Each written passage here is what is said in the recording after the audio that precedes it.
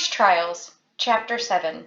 On this PDF, page 27. Thomas didn't really have time to process what Newt had said. He was actually trying to decide whether he was more confused or scared when a clanging bell began ringing throughout the room. He instinctively put his hands to his ears and looked around at the others. He noticed the perplexed recognition on their faces, and then it hit him. It was the same sound he'd heard back in the maze right before Teresa had shown up in the box. That was the only time he'd heard it, and trapped within his confines of a small room it was different, stronger, laced with overlapping echoes. Still, he was pretty sure it was the same. It was the alarm used in the glade to announce that a newbie had arrived. And it wasn't stopping. Thomas already felt a headache forming behind his eyes. The gladers milled about the room, gawking at the walls and roof as if they were trying to figure out the source of the noise. Some of them sat down on the beds, hand pressed to the sides of their heads. Thomas tried to find the source of the alarm as well, but couldn't see anything. No speakers, no heating or air conditioning vents in the walls, nothing, just a sound coming from everywhere at once. Newt grabbed his arm, shouted in his ear, "It's the bloody newbie alarm! I know! Why is it ringing?" Thomas shrugged, hoping his face didn't betray how annoyed he was. How was he supposed to know what was going on? Minot and Eris had reappeared from the bathroom, both of them absently rubbing the backs of their necks as they searched the room for answers. It didn't take long for them to realize that the others had similar tattoos. Frypan had walked over to the door leading back out to the common room and was just about to touch the palm of his hand to the spot where the broken handle used to be. "Wait!" Thomas shouted on impulse. He ran over to Frypan at the door, sensing Newt right behind him. "Why?" Frypan asked, his hand still just hovering inches from the door. "I don't know," Thomas replied, not sure if he could even be heard over the clanging sounds. "It's an alarm. Maybe something really bad is happening." "Yeah," Frypan yelled back, "and maybe we need to get out of here." Without waiting to see what Thomas said, he pushed the door open. When it didn't move, he pushed harder. When it still didn't budge, he leaned up against it with full weight, shoulder first. Nothing. It was closed as tight as if it were bricked shut. "You broke the shuck handle!" Frypan screamed, then slapped the door with the palm of his hand. Thomas didn't want to shout anymore. He was tired and his throat hurt.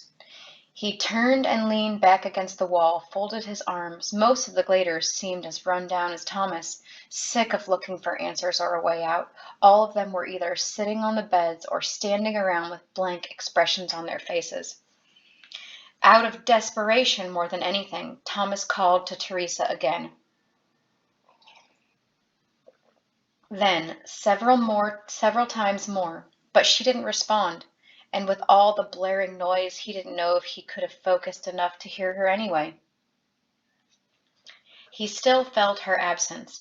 It was like waking up one day with no teeth in your mouth. You wouldn't need to run to the mirror to know they were gone. Then the alarm stopped. Never before had silence seemed to have its own sound.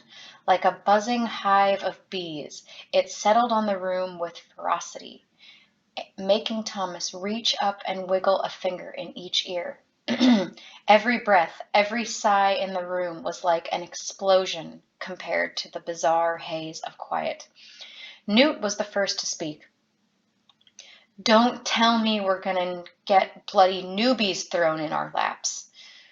"Where's the box in this shuck place?" Minot muttered sarcastically. A slight creak made Thomas look sharply over at the door to the common area. It had swung open several inches, a slice of darkness marking where it now stood ajar. Someone had turned off the lights on the other side. Frypan backed up a step. "Guessing they want us to go out there now," Minot said. "Then why don't you go first?" Frypan offered. Minot had already started moving. No problem. Maybe we'll have a new little shank to pick on and kick in the butt when we've got nothing else to do. He made it to the door, then paused and looked sideways at Thomas. His voice turned surprisingly soft. We could use another Chuck. Thomas knew he shouldn't have been upset. If anything, Minot was trying, in his own strange way, to show that he missed Chuck just as much as everyone else. But being reminded of his friend, and at such an odd moment, made Thomas angry. Instinct told him to ignore it. He was having a hard time enough dealing with the things going on around him. He needed to separate himself from his feelings for a while and just move forward, step by step, figure it all out. Yeah, he finally said. You going through, or you need me to go first? What did your tattoo say? Minot responded quietly, ignoring Thomas's question. Doesn't matter. Let's go out there. Minot nodded, still not looking directly at him. Then he smiled, and whatever had been troubling him so deeply appeared to vanish, replaced by his usual laid-back attitude. Good that. If some zombie starts eating my leg, save me. Deal. Thomas wanted him to hurry and get on with it. He knew they were on the edge of yet another great change in their ridiculous journey, and he didn't want to draw it out any longer. Minot pushed open the door. The single bar of blackness became a wide swath of it, the common area now as dark as it had been when they'd first left the boys' dorm. Minot stepped through the doorway, and Thomas followed right on his heels. Wait here, Minot whispered. No need playing bumper cars with the dead folks again. Let me find the light switches first. Why would they have turned them off? Thomas asked. I mean, who turned them off? Minot looked back at him. The light from Eris's room spilled across his face, illuminating the smirk set firmly there. Why do you even bother asking questions, dude? Nothing has ever made sense, and it probably never will. Now slim it and sit still. Minot was quickly swallowed by the darkness. Thomas heard his soft footsteps on the carpet and the swish sound of his hand running along the wall as he walked. Here they are, he shouted from the spot that seemed about right to Thomas. A few clicks sound and the lights blazed throughout the room.